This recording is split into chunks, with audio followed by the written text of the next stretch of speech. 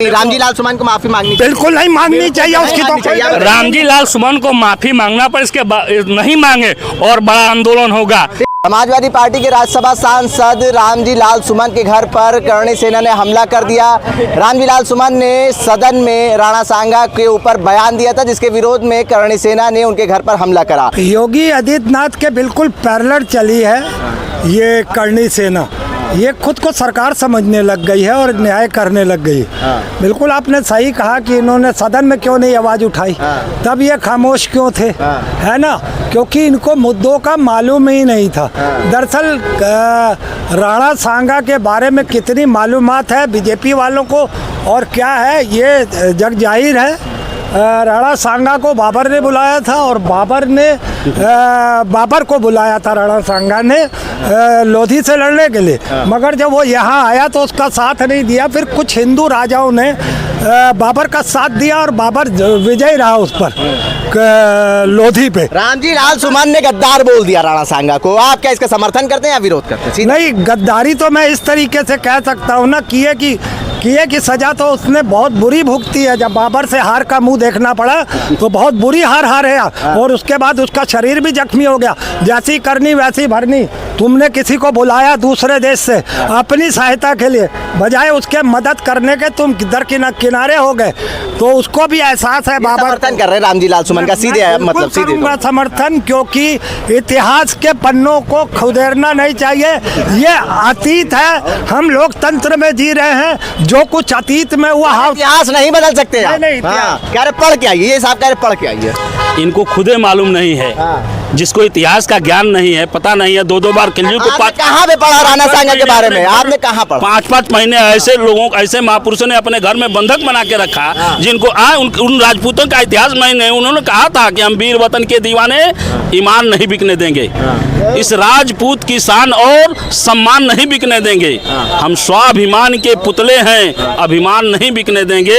हिंदुस्तान का अदना सा नौजवान नहीं बिकने देंगे। इस तरह से स्टेटमेंट देके पूरे देश के लिए रामजी लाल सुमन कह चुके हैं, हमने सही बयान दिया है, हमने कुछ झूठ नहीं बोला। जो इतिहास में लिखा था वो हमने बोला, हम माफी नहीं मांगेंगे। वो कहीं से पिंच है, पूर्व नियोजित उनको बयान देने के लिए, एक राइड कराने के लिए उनको बुलवाया गया है। नहीं तो उनको तुरंत यू टर्न लेना चाहिए था और माफी मांग लेनी चाहिए था। कि समाजवादी पार्टी के लोग कह रहे हैं कि करणी सेना को योगी जी की सरकार ने भेजा था हमला करने के लिए, उनका संरक्षण प्राप्त था। गलत आरोप लगा रहे हैं यही करणी सेना।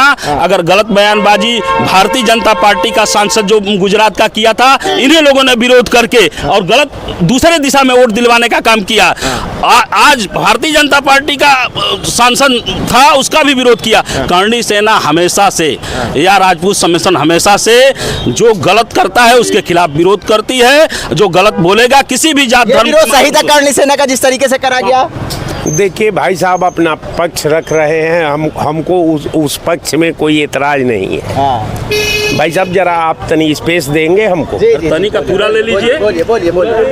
तो सबसे बड़ी बात ये है कि बार बार अगर मान लीजिए कि जो भी राणा सांगा के समर्थन में है, बहुत अच्छी बात है। मैं पहले ही कोर्ट में आप बताया था कि भारतीय जनता पार्टी में इतिहास के बहुत लोग ज्ञाता हैं। मैं ये नहीं कहा विद्वानों की भारतीय जनता पार्टी जमात है। हम समझते हैं कि इतिहास की रचना का जो तहरीर है उस पे काफ़ी एनालिसिस भी है। लेकिन सवाल ये है कि राणा सांगा का जो पक्ष था वो भारतीय जनता पार्टी को सदन में रखना चाहिए था, चूंकि सदन का सवाल था। उसको सड़क पर लाने की जरूरतें क्या थी? दूसरी बात ये कि आप कह रहे हैं कि गुंडा मुक्त प्रदेश हो गया।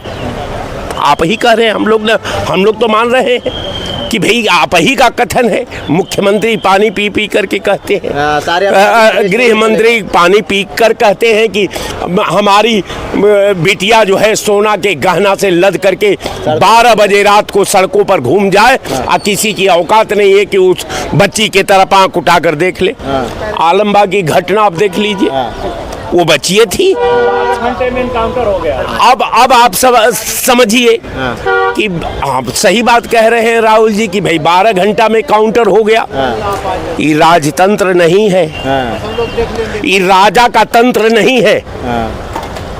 काउंटर तो हो गया है, आपको लग भी रहा है कि काउंटर हो गया है, लेकिन जितने काउंटर आपने किया है उत्तर प्रदेश और देश के दहलीज में, एक एक काउंटर का आपको जवाब देना पड़ेगा। कल जवाब देना पड़ेगा। देखिए, आप जो लॉ एंड ऑर्डर की दुहाई दे रहे थे, बता रहे थे कि 12 बजे रात में भी महिलाएं सोना पहन के घूम सकती हैं और अपराध मुक्त उत्तर प्रदेश हो गया है। समाजवादी पार्टी तो कह रही है ये आतंकी संगठन है, करणी सेना नहीं है। कितना उदाहरण दिया जाए आपको। यही एलएमजी पकड़ा गया, बोनट पे सीओ को घुमाया जाता है सरकार में। एलएमजी पकड़ा गया, शैलेंद्र सिंह जैसे लोग, यही मुख्तार अंसारी का एलएमजी पकड़े, उनको सस्पेंड किया गया, उनको हटाया गया। एलएमजी उनके ऊपर अपराधी जो जिन लोगों ने पकड़ा उल्टा उनको निकाल दिया गया।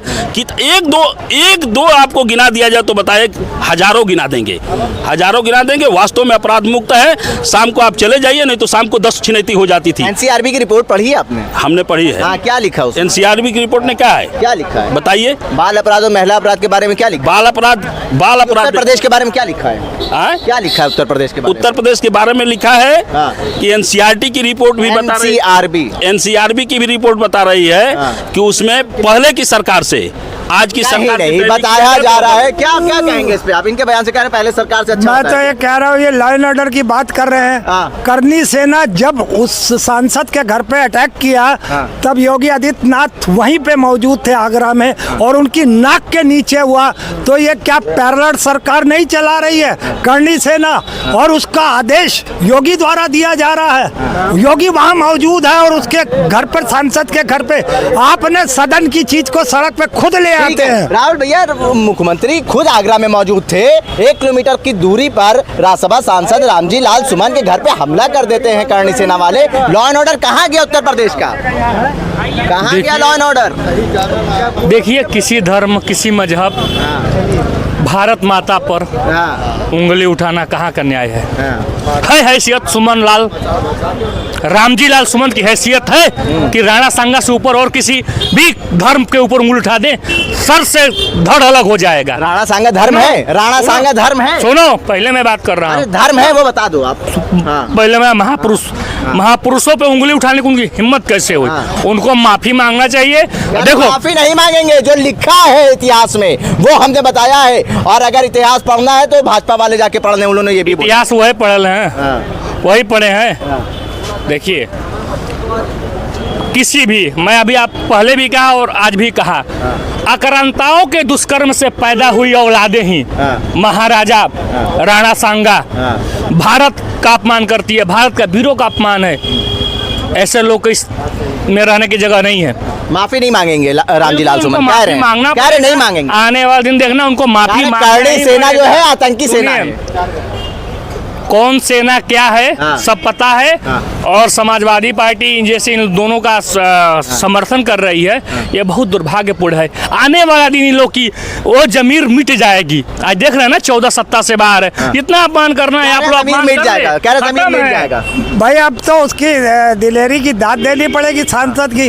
वो तो कह रहे इतिहास पढ़ लो पहले, तब बात करना। इतिहास में अगर नहीं होगा तो हम सॉरी कर लेंगे। काहे की सॉरी, जब इतिहास पूरा गवाह है कि किस तरीके से उसको बुलाया और किस तरीके से उसके साथ छल किया गया बाबर के साथ। मैं समर्थन नहीं करता बाबर का। रामजी लाल सुमन को माफी मांगनी चाहिए कि नहीं? माफी मांगनी चाहिए कि नहीं? रामजी लाल सुमन को माफी मांगनी बिल्कुल नहीं मांगनी चाहिए उसकी तो। रामजी लाल सुमन को माफी मांगना पर इसके नहीं मांगे और बड़ा आंदोलन होगा, आंदोलन होगा, उनको माफी मांगनी पड़ेगी। हम लोगों के पास ये जानने आए थे, करणी सेना ने जिस तरीके से राज्यसभा सांसद रामजी लाल सुमन पर हमला करा, इस पे लोगों का क्या कुछ कहना है? और राणा सांगा को लेकर रामजी सुमन ने जो बयान दिया है उस पर लोगों का क्या कुछ कहना है? उल्टा चश्मा के लिए आकिब मिराज खान, लखनऊ।